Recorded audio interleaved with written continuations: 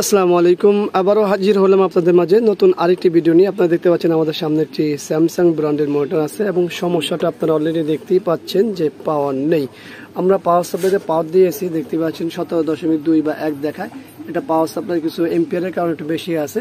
এমনিতে নর্মালি এটা তো 14 ভোল্টে রান হয়, তো কিন্তু আমরা একটু 17 বা 16 দিয়ে রাখছি। তো আমরা এই 17তেই কিন্তু এটা চালিয়ে দেখাবো ইনশাআল্লাহ, এটা ঠিক করার পরে। তো এটা পাওয়ার নেই, এখন তো আমরা সমস্যা অলরেডি দেখতে পাচ্ছি পাওয়ার নেই। আর মডেলটি আমরা যদি দেখতে চাই সেই ক্ষেত্রে আমাদের যেতে হবে কোথায়, আপনারা দেখতে পাচ্ছেন মডেলটি হলো SA300, আমরা সংক্ষেপে বলে থাকি এটা সিং মাস্টার SA300। তো স্যামসাং মোটরের আসলে অনেক ভিডিও আছে, আপনারা দেখতে চাইলে দেখতে পারেন, আমাদের এই চ্যানেলে অনেক দেওয়া আছে। তো যাই হোক, চলেন আমরা কথা বলি। এই দেখুন, এই যে আমাদের পোর্টটি লাগানো আছে, পোর্ট না দিলেও কিন্তু আমাদের কোনো সেন্স আসতেছে না। তো এখন পোর্টেও সমস্যা কিনা সেটাও বলতে পারবো না। পোর্ট খোলা লাগার পরেও কিন্তু আমরা কোনো সেন্স পাই না ওখানে। আমার কাছে মনে হয় যে এটা ভোল্টেজ ঢুকে।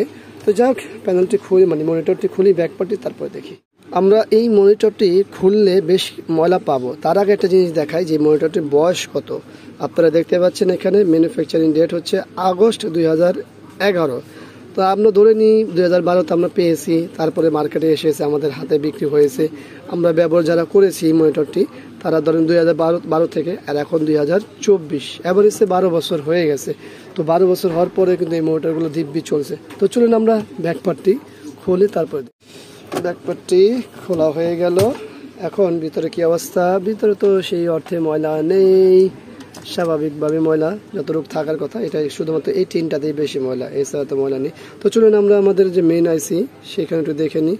এই পাশে আমাদের সাপ্লাই যে আছে কয়েল, ড্রাইভার কয়েলটি, সেখানে কি অবস্থা, সেখানেও ভালো। এই হচ্ছে আমাদের ইনভার্টার সেকশন, দেখতে পাচ্ছেন একটা কয়েলও, এখানে মসফেট আছে। এই হলো আমাদের মূলত ল্যাম্পের কানেকশন। আর এই হলো আমাদের মূলত টাচ বার। টাচ বারে কি অবস্থা? নিঃসন্দেহে টাচ বারে খুব বাজে অবস্থা। টাচ বারে দেখুন কি অবস্থা হয়েছে, এই দেখুন টাচ বারে কি অবস্থা। টাচ বারে প্রচণ্ড পরিমাণ ওই যে ফাঙ্গাস পড়েছে। তো এটা কি টাচ বারের সমস্যা, কি বলেন? এখনই কি মন্তব্য আমরা করতে পারবো? না, এখনই করবো না, আমাদের অনেক কাজ আছে, সেগুলো করার পর আমরা মন্তব্য করবো। তো চলুন আমরা ধাপে ধাপে আগে বাড়ি। তো এই মুহূর্তে যে কাজগুলো আমাদের করব, সেই কাজ করতে আমাদের লাগবে মিটার। তো আমরা ডিজিটাল মিটারটি নিয়ে নিই। এই হলো আমাদের ডিজিটাল মিটার। আমরা পাওয়ারটি দিব, এই হলো আমাদের পাওয়ার দেওয়া। আমরা মিটার দিয়ে যেহেতু কাজ করব, মানে মিটার তো লাগবেই, মিটার দিয়ে কাজ করব কি, মিটার তো লাগবে, সেক্ষেত্রে আমাদের অবশ্যই গ্রাউন্ড নিতে হবে। আমাদের পাওয়ার সাপ্লাইতে দেওয়া আছে কত, 16.6। আমরা এখানে একটা গ্রাউন্ড নিয়ে নিই। তো আমরা গ্রাউন্ড নিলাম। এর পাশাপাশি গ্রাউন্ড নেওয়ার সাথে সাথে আমরা দেখি, চেষ্টা করি দেখানোর। আমাদের দেখুন আমাদের ইন ভোল্টেজ কত আছে, দেখতে পাচ্ছেন ইন ভোল্টেজ আমাদের 14.5, কিন্তু আমাদের পাওয়ার সাপ্লাইতে দেওয়া আছে কত, 16.6। তার মানে 2 ভোল্টেজের ডিফারেন্স আছে আমাদের ওই পাওয়ার সাপ্লাইয়ের সাথে। তো যাক, এই জন্য এখানে একটু বেশি, আপনারা ভয় পাবেন না। তো আচ্ছা, এখানে আমাদের তো পেলাম হচ্ছে 19 ভোল্ট, 14 ভোল্ট যেটা আছে। আমরা 19 ভোল্টের কথা বলে ফেলেছিলাম, কিন্তু 19 ভোল্ট তো আমাদের সাধারণত এইচপিতে ইন হয়। তো যাই হোক, এখন দেখার বিষয় হলো যে আমাদের এই যে এই কোয়ালিটিতে কত আছে দেখুন। এই কয়েলে ভোল্টেজ চলে আসার অর্থ কি আপনারা জানেন তো সকলে, এর আগে আমরা কিন্তু অনেকগুলো ভিডিও দিয়েছি। এই কয়েলে ভোল্টেজ চলে আসার অর্থ হচ্ছে আমাদের এই যে আইসিটি আছে, এই আইসিটি শর্ট না। আমরা কিন্তু অনেক ক্ষেত্রে দেখেছি এরকম যে এই কয়েল শর্ট হলে সাধারণত আমরা এই মেন চিপটি খারাপ বলে থাকি, কারণ এটা প্রাইমারি। তো যেহেতু আমাদের এই কোয়ালিটি ভালো আছে, অতএব আমাদের এই আইসিটি ভালো আছে। তো এখন আমাদের এখানে কত ভোল্ট দেখলাম আমরা, আবারও চলে দেখি। এখানে 5.1 ভোল্ট আছে। এইখানে কত ভোল্ট আছে আমরা দেখি, এইখানেও তো একই ভোল্ট দেখায়, কিন্তু একই তো ভোল্ট থাকবে না। তো এইখানে ভোল্ট আসার কথা হচ্ছে যে আমাদের এটা 100%ই ভালো। তো এই মুহূর্তে যেহেতু আমরা যে ফাঙ্গাস দেখছি সুইচে, সেক্ষেত্রে আমরা মানে সুইচ বলতে টাচ বারে যে ফাঙ্গাস যে পরিমাণ, সেই ক্ষেত্রে এই টাচটা চেঞ্জ, হ্যাঁ টাচ কনফার্ম খারাপ। এখন এই মুহূর্তে কি টাচে সমস্যা আছে কিনা সেটা দেখতে হলে আমাদের একটা টাচ নিয়ে দিতে হবে। দেখি এটা কি, হ্যাঁ এটাও একটা স্যামসাংয়ের টাচ বার। তো আমরা এটা খুলে ফেলি, এখান থেকে একটা নিই, এখানে অন করি। পাওয়ার সাপ্লাইতে কী বলে দেখুন, পাওয়ার সাপ্লাইতে কিন্তু আমাদের অন হয়েছে। এখন আসি আমরা যে এই যে কয়েলটি আছে, ড্রাইভার কয়েলটি, এখানে কত ভোল্ট থাকে সেটা একটু দেখে নিই। দেখুন এখানে কিন্তু আছে 6.1, আর এই পাশে আমাদের কত আছে 5। দেখতে পাচ্ছেন পুরো কারেন্ট পাস। আর আমাদের এই ড্রাইভার কয়েলে থাকতেছে আপনার 6.1 বা 6 একটা পয়েন্ট একটা ইয়ে থাকেই। তো আমাদের যেহেতু এটা অন হয়েছে, আমরা এটা একটু খুলে ফেলি, সব কিছু সরিয়ে নিই যাতে করে আমরা দেখতে পারি। হ্যাঁ, এটা সরিয়ে ফেলা হলো।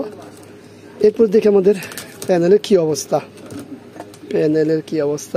হ্যাঁ, প্যানেলের নো সিগন্যাল আছে, কিছু সমস্যা এখন আছে, দেখতে পাচ্ছেন পোলারাইজ পেপারটা খারাপ, আর এখানে যে দাগ আছে সিঙ্গেল একটা দাগ আছে।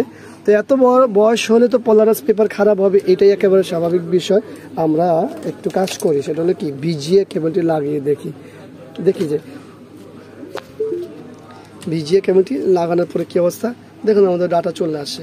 তো এর থেকে আসলে আমরা যে বিষয়গুলো শিখতে পারলাম সেটা হলো যে এই ধরনের সমস্যা কিন্তু আমাদের টাচ বারের সমস্যা হয়। তো টাচ বারের সমস্যা হয় সেটা তো নর্মালি ফাঙ্গাস দেখে আমরা আইডিয়া করেছি, কিন্তু আমাদের বোর্ড রিলেটেড আমরা পাওয়ারটা খুলে নিই। বোর্ডের থেকে আমরা কিভাবে বুঝবো যে আসলে বোর্ড রান আছে কিনা বা আমাদের এই যে মেন চিপ ভালো আছে কিনা, সেটা দুইটা একটা ভাবেই দেখা যায়। একভাবে সেটা হলো আমাদের যদি এই কোয়ালিটি শর্ট হয়, নর্মালি দেখায় আর কি, এই কয়েল তো কখনোই শর্ট হয় না, কয়েল যদি শর্ট দেখায় স্থানটি তাহলে আমরা এটাকে খারাপ বলি। আবার অনেক ক্ষেত্রে দেখা যাচ্ছে এটা খারাপ না হলেও ভোল্টেজ সাপ্লাই হয় না, কারণ এই টিনে এই যে টিনটা আছে টিনে নিচ্ছে, এখান থেকে আমাদের একটা সাপ্লাই আইসি আছে যেটা এখানে কয়েলকে সাপ্লাই দেয়। তো এই বিষয়গুলো খেয়াল রাখবো। আর যেহেতু ভোল্টেজ ছিল আমাদের, তো সেক্ষেত্রে আমাদের দেখতে পেলাম যে আমাদের এটা ভালো আছে। টাচ বারে কীভাবে বুঝবো আমরা, আমাদের এই পাশে 5 ভোল্ট ছিল, এই পাশেও 5 ছিল, কিন্তু সুইচ না হওয়ার কারণে আমাদের এখানে 6 হয়নি। তো এই জন্য আমরা সাধারণত টাচ বার খারাপ হিসাব করি। তো এখন মূল বিষয় চলে আসে, কাজ তো এটা তো প্রাইমারি আইডেন্টিফাই। এখন কি করবেন? এখন কি এই টাচ বারটি কি রিপেয়ার করবেন নাকি এটা পরিবর্তন করবেন?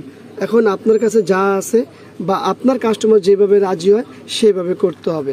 আমার কাস্টমার কিভাবে রাজি হয় আমি এই মুহূর্তে কিছু বলতে পারছি না, তবে আমাদের যে মূল বিষয়টা ছিল সেটা আমি তুলে ধরেছি আপনাদের মাঝে। আশা করি ভিডিওটি ভালো লাগবে। ভিডিওটি ভালো লাগলে লাইক, কমেন্ট, শেয়ার অবশ্যই আমাদের এই চ্যানেলটি সাবস্ক্রাইব করবেন, পাশে থাকা বেল বাটন চাপ দিয়ে রাখবেন। আবারও দেখাবে অন্য কোনো বিষয় নিয়ে। আসলে এখানে বিদায়। আল্লাহ হাফিজ। আসসালামু আলাইকুম ওয়া রাহমাতুল্লাহি ওয়া বারাকাতুহু।